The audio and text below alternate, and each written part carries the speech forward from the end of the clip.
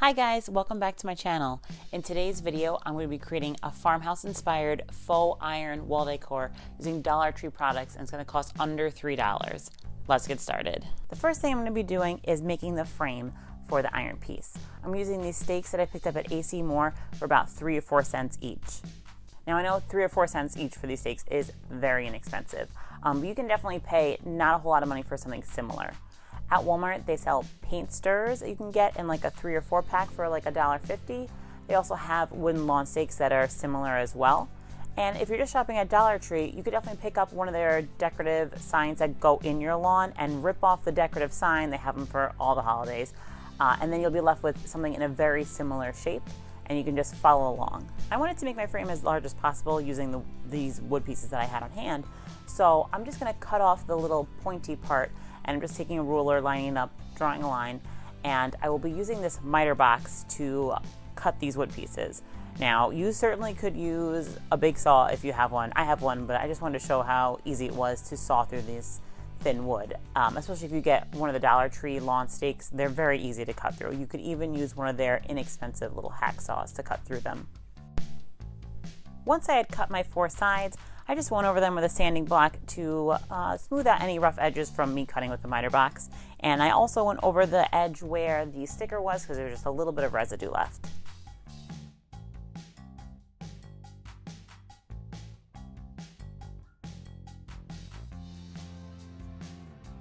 Next, so I could work on my gate, I'm taking these wood pieces, I'm just lining them up along the edge of the 2 plastic fence pieces, and I'm just measuring where they end. That way I can cut the gate to size. I did attempt to cut these with scissors, but I was worried I was gonna either A, hurt myself, or B, break the scissors. So I just used some wire snips to cut along the edge. It's not exactly a perfectly smooth finish, but I honestly wasn't worried. You don't really see the sides of it.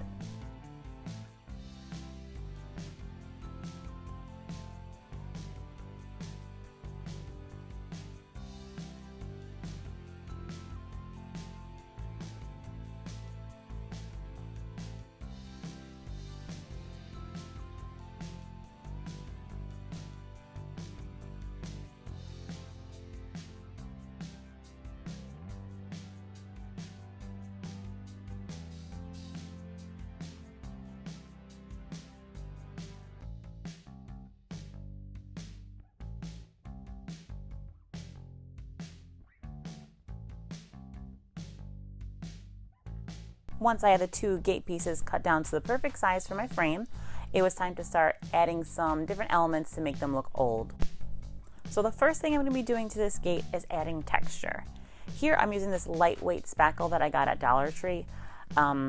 Honestly, if I could go back and do it again, I wouldn't have used this lightweight spackling. I would have used traditional spackle just because this was so lightweight. Sometimes it was really difficult to get to stick to the plastic of the garden fence. But all I'm doing here is I'm taking a little scoop of it on my finger, and then I kind of spread it onto various parts of the fence, and then I'm taking this old bristle brush that I have, and I'm like stippling it to make it have like that kind of like rough texture that a rusty piece of iron would have.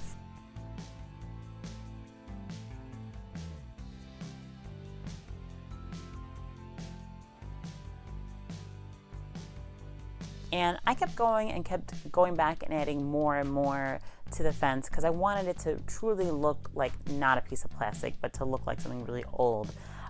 What's fun about this is you can make it look as old or new as you like, depending on how much you're really adding to it. And I spent a good amount of time playing around with this until I got what I thought was a really good look.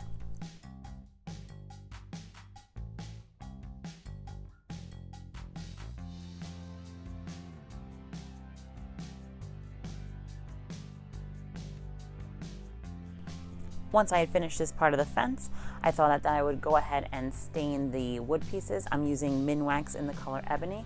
That way everything can just be ready to go in the morning after it dries overnight. The next step in the garden fence was for me to add some color to it. So here I'm taking this Waverly white chalk paint, and I'm just going to be using a cosmetic sponge because I wouldn't recommend using a brush that you want to save because it's going to get chunks of some spackle that flakes off into it. But I'm using this cosmetic sponge, and I'm just stippling over the whole thing. again, it's great because you can add more and more texture, and the more that you add to it, the more real it looks.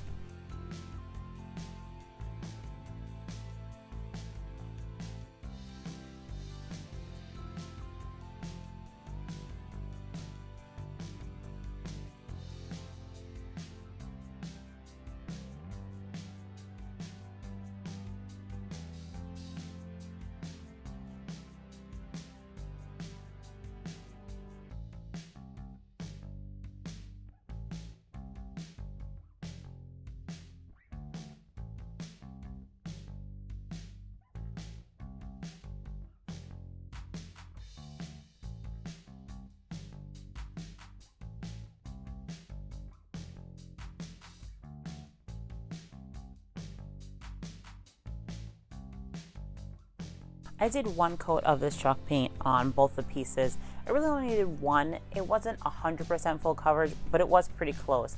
I'm going to be adding a little bit more dimension to it, so I wasn't worried about making sure it was stark white. I also made sure to get in along the sides of the piece because I don't want to be able to see any of the black plastic backing from any angle.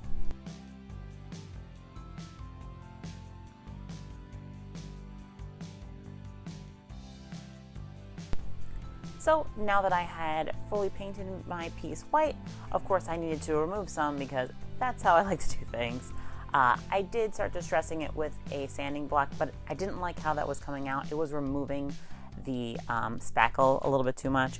So I took a wet paper towel and I just went around areas that didn't have a lot of like chunks of spackle on it. And I just removed a little bit here and there. Not really that much, just enough to give it a little bit more depth because you have a little variation of color then. So next I wanted to add some more color into this piece, and by color of course I just mean age. So I'm going to be adding a light brown wax over the whole thing. I'm going to be using this Valspar clear mixing wax, adding some brown acrylic paint and mixing that together. Now of course if you don't have this on hand, you could certainly just use brown acrylic paint and water it down and that'll glide on very similarly, or if you have an antiquing wax, that would work as well.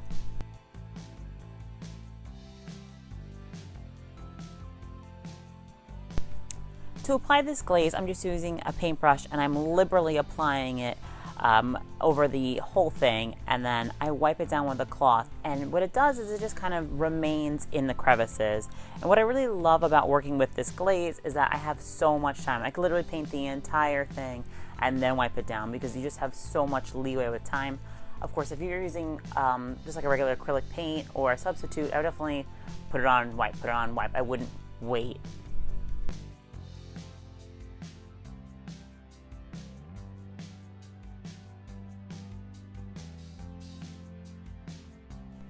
And once I had one finished, I just wanted to show you the comparison of before glaze and after so you could see the difference.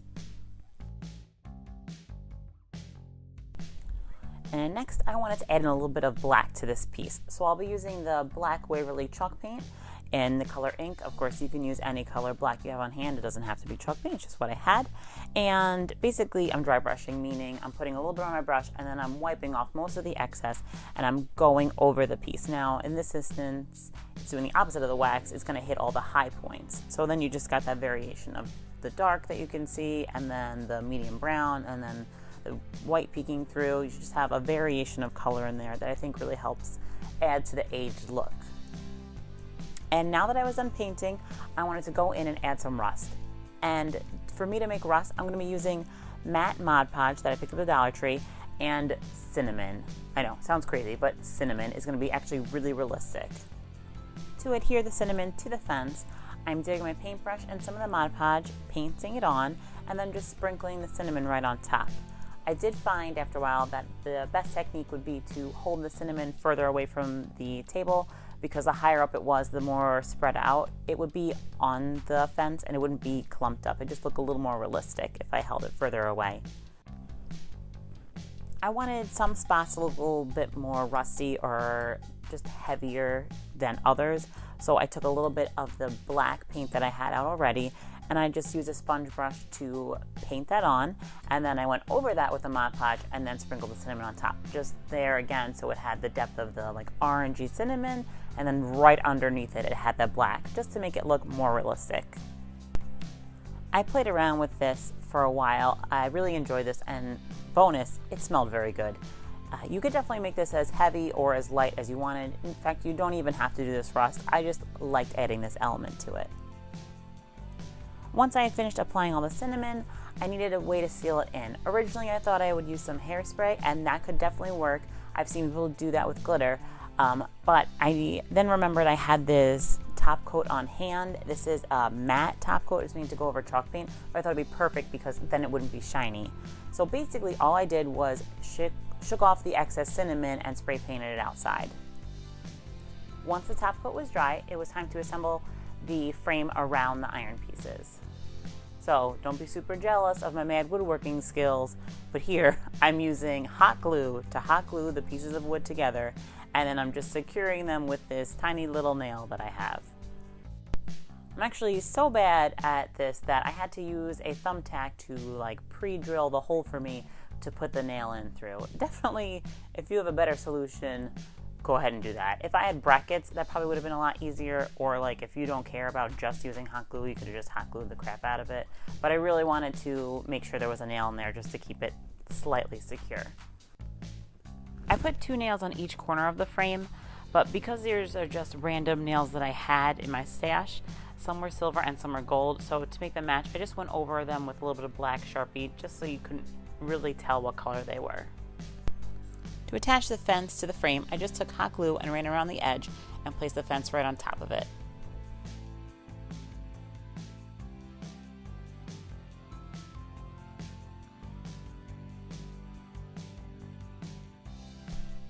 To make this project more secure, I would definitely recommend using E6000 and not just hot glue. I was just so excited to see the end result that I used hot glue, but I actually think I'm going to take it apart and redo it with E6000 because I'd like to make another one. That's how much I like this project. And here's a look at the finished piece. I cannot believe how good it came out. I did add a boxwood wreath and a burlap ribbon just to tie it together with my farmhouse decor.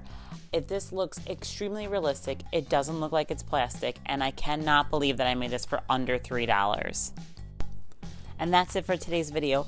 Thank you guys so much for watching. Let me know in the comments below if you would recreate this or what you would do differently. I hope everyone keeps staying safe and healthy. I'll see you next time.